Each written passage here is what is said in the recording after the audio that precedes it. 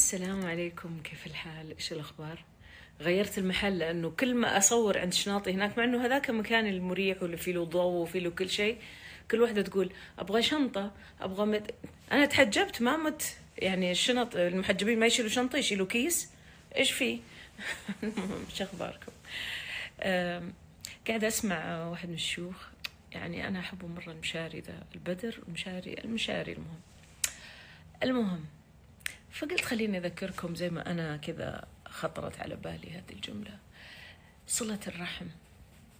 يا أخي إحنا دائما نفكر، أنا ترى مرة واقعية، دائما نفكر ما سلمت علي، والله ماني مسلمة عليها، شفتها في الحفلة والله ما قربت ولا كأني فيه، ماني مكلمتها، مدري إيه، جاء العيد ما كلمتني، بكيف ماني مكلمتها ببصرة، كل مرة أكلمها أرسلها ما ترد علي، هذا الكلام. هو بيني وبينكم يعني في أقارب ودك تصحى من النوم تلاقيهم مو في حياتك، استغفر الله، من كثر ما هم الأقارب يقولوا عقارب هذا الكلام.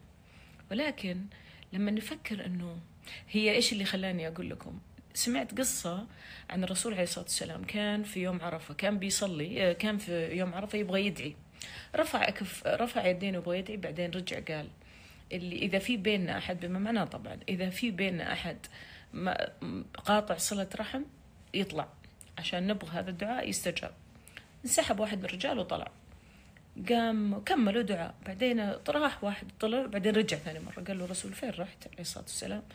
قال له رحت لخالتي، كانت في واحدة من الخيام في عرفة، رحت سلمت عليها وسامحتها وتسامحت منها، وقالت لي أنا مسامحتك وكذا، ورجعت.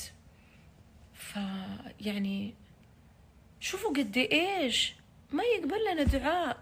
طب في اقرباء، اكيد كلنا نقول ذا الاجابه، انا لانه كذا في نفسي قلت، في اقرباء ترسلهم ما يردوا، في اقرباء مشاكل حياتي، يعني مو انا، انه حياتي وانا معاكم، يعني مشاكل حياتي منهم، عيالهم دمروا عيالي، بناتهم يتكلموا علي، بنتها تزوجت واحد، قصص كثير عاد عن الأقارب، قصص مرة كنا غرتينا طالعة ليش.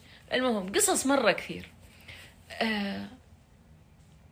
بس لما نفكر إحنا، ربي لما أعطانا واجب إحنا لازم نسويه، أوكي؟ قال لنا صلوا، نصلي، تعبان نايم مريض محرول مكسح، اللي فيك صلي، قال لك فتصلي، انت حتصلي لأنه زي كيف بالله